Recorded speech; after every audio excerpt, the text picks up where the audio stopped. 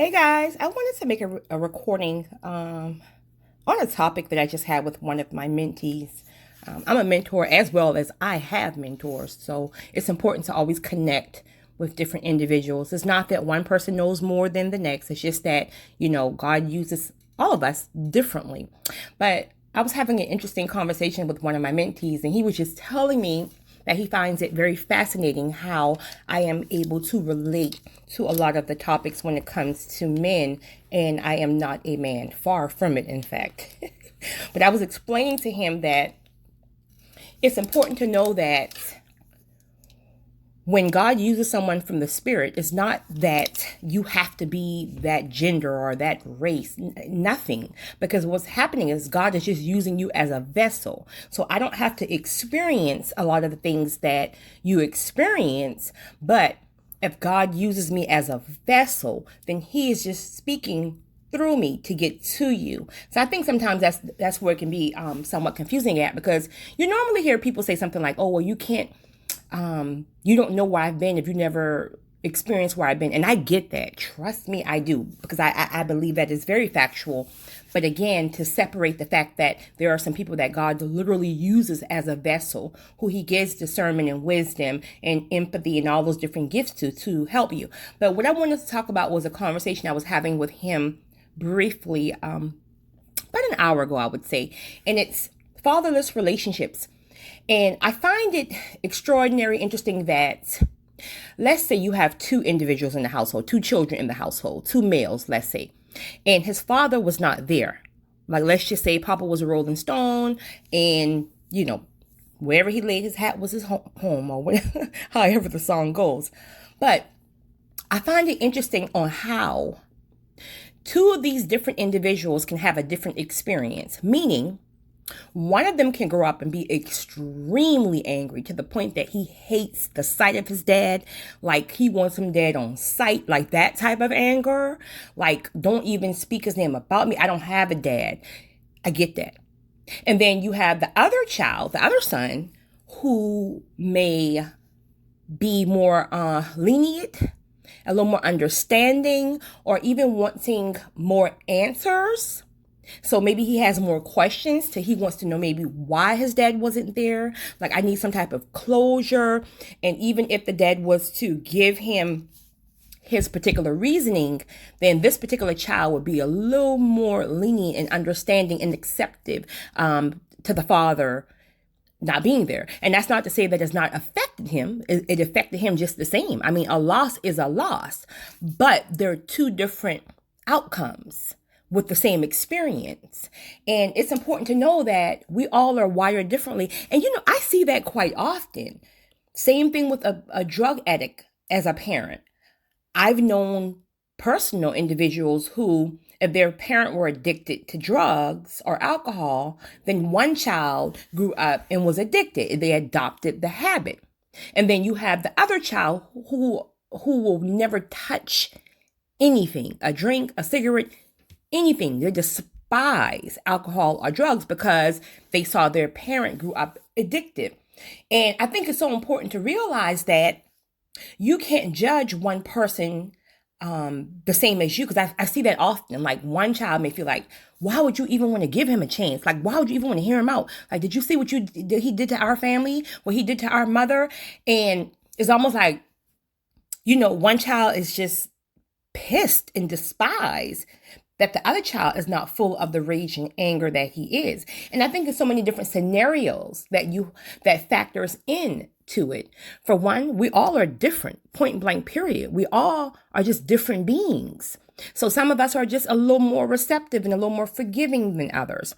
Then also factor in, one of those children may have been the eldest child. So all of the responsibilities fell on him. So that pressure fell more on him. So maybe he was the son who had to go out and try to supply for his mother and for his family. Because as we know, one thing about a male, it tears his soul apart to see his mother struggling or hurting. So he's going to do anything in his power to be sure that his mother and his siblings have.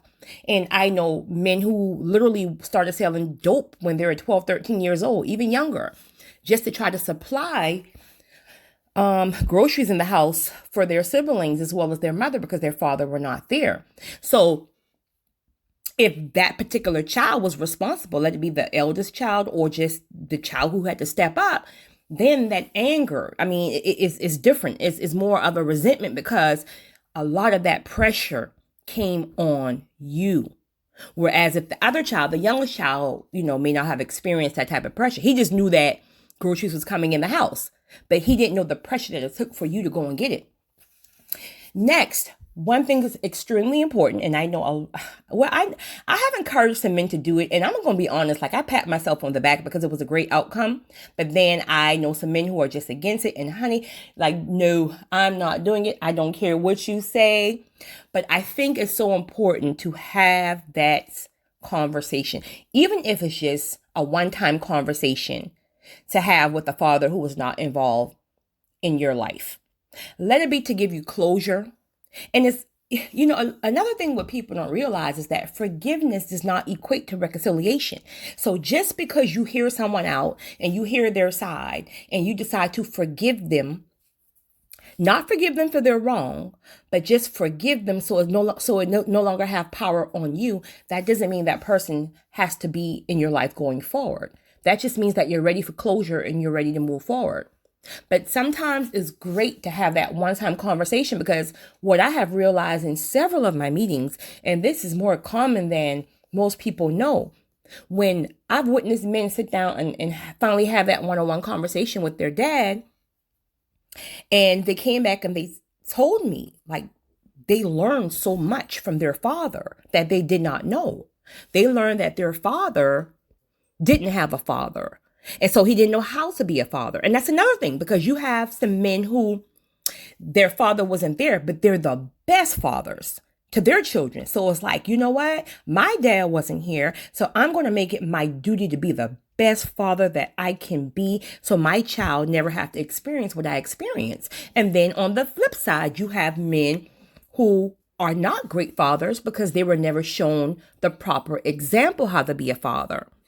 So it's easy for them to run away. And I'm not saying it's okay, but it's easier for them to run away than to face that turmoil where they're trying to figure out how do I do this, and how am I going to even do it right? I mean, I didn't have a blueprint, so how do I know what to do? So I'm not saying one way is wrong and one way is right. I'm not saying that at all. I'm just saying that you have to understand that you can have the same scenario with just a different outcome, and it doesn't make it right, it doesn't make it wrong, it just makes it that, listen, we're different and it is what it is.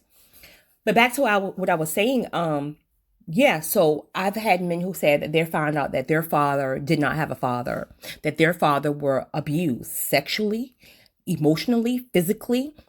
Some of them had fathers who mother wanted nothing to do with them because the mother was either raped by the dad. It's so many different stories. And again, no, it's not an excuse, but it's truth.